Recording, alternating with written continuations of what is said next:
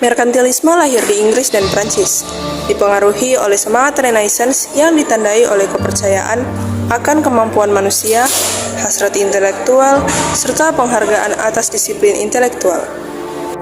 Nah, para pedagang yang terlibat dalam perdagangan internasional itu terlibat persaingan yang sengit dan tak jarang berujung konflik.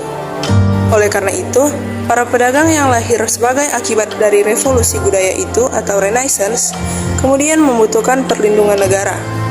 Nah, di sisi lain, negara juga membutuhkan pedagang-pedagang agar perekonomiannya tumbuh dan berkembang melalui tarif retribusi serta pajak yang diperoleh dari para pedagang. Selanjutnya, berkembang pemikiran bahwa perekonomian suatu negara akan berkembang jika negara tersebut mengekspor sebanyak mungkin dan mengimpor sedikit mungkin. Inilah yang kemudian disebut neraca perdagangan surplus, yaitu ketika ekspor lebih banyak daripada impor. Selanjutnya, muncul juga kesadaran bahwa sumber daya yang diperdagangkan itu bersifat terbatas. Oleh karena itu, negara harus berupaya mencari dan mendapatkan sebanyak mungkin sumber daya yang terbatas itu demi ketahanan ekonomi negara. Even ukuran kemakmuran dan kekuatan atau power suatu negara dilihat dari seberapa banyak negara tersebut berhasil mengumpulkan sumber-sumber daya yang terbatas itu. Nah, pada waktu itu, sumber daya yang sangat bernilai di pasaran dunia dan jumlahnya terbatas itu adalah emas dan perak. Selain untuk mendapatkan emas dan perak sebanyak-banyaknya, daerah-daerah baru yang dikuasai oleh koloni-koloni juga dimaksudkan sebagai pasar bagi hasil-hasil industri dalam negeri negara penjajah. Ajakan merkantilisme pula yang mengakhiri kolonialisme, yang disebut merkantilisme. Dalam perkembangannya, kebijakan merkantilisme ikut melatar belakangi lahirnya revolusi industri di Inggris sekitar tahun 1750. Di masa ini, tentu ada beberapa tokoh penting.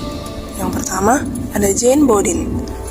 Ia adalah seorang pengacara, ekonomi, filsuf alam, dan sejarawan, serta ahli teori politik utama pada abad 16. Yang kedua, ada Thomas More.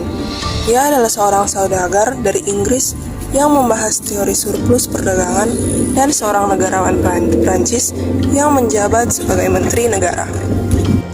Yang ketiga, ada Colbert.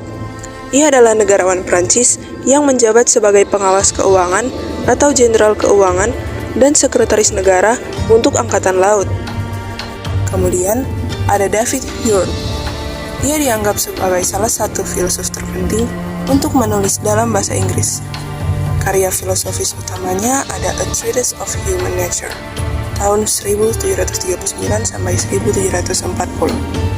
Inquiries about Human Understanding tahun 1748 dan mengenai prinsip-prinsip moral tahun 1751 serta Dialogues about Natural yang diterbitkan secara anumerta agama pada tahun 1779. Dan yang terakhir ada Sir William Petty. Ia adalah ahli statistik Inggris yang kontribusi utamanya pada ekonomi politik, risalah pajak dan kontribusi, meneliti peran negara dalam perekonomian, dan menyentuh teori nilai tenaga kerja. Pada saat itu, masyarakat Eropa percaya bahwa emas atau logam mulia adalah satu-satunya kekayaan berharga bagi negara. Kota-kota pelabuhan di Inggris, Spanyol, dan Portugis berkembang menjadi pusat perdagangan yang penting sehingga kekayaan mulai mengalir ke Eropa Barat. Nah, pada masa ini, pajaknya tinggi loh sobat. Koloni juga dilarang untuk berdagang di negara lain dan upah para buruh dibatasi.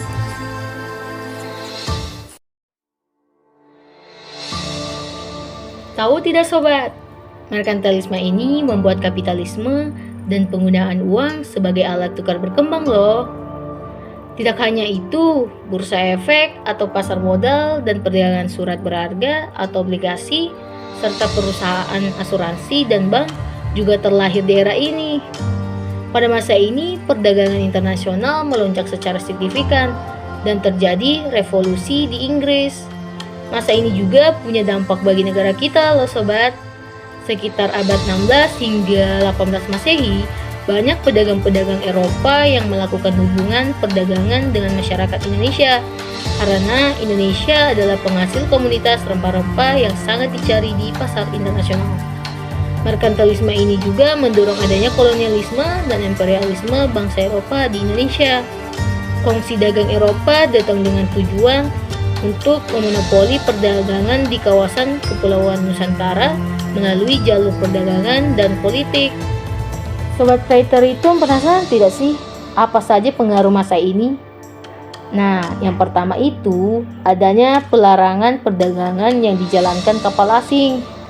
Kedua, pembatasan impor dan mengutamakan ekspor di setiap negara. Ketiga, pemberian subsidi pribadi pada manufaktur negara. Dan yang terakhir, monopoli pasar. Nah, sobat-sobat Writer itu, setiap negara tentu ingin agar nilai ekspornya selalu lebih tinggi daripada impor. Namun kenyataannya sangat sulit jika tidak didukung dengan kemampuan negara dan kekayaan alam yang dimiliki negara. Negara tentunya akan berusaha menutupi kekurangannya. Itu sebabnya kita perlu bekerja sama dengan negara lain. Dari masa merkantilisme ini, kita bisa belajar betapa pentingnya bekerja sama dalam bidang perdagangan dengan negara lain. Kita juga bisa belajar bahwa perekonomian negara itu penting. Nah, bagaimana Sobat Pareteritum? Sudah mengerti belum tentang pasar merkantilisme? Sudah dong pastinya.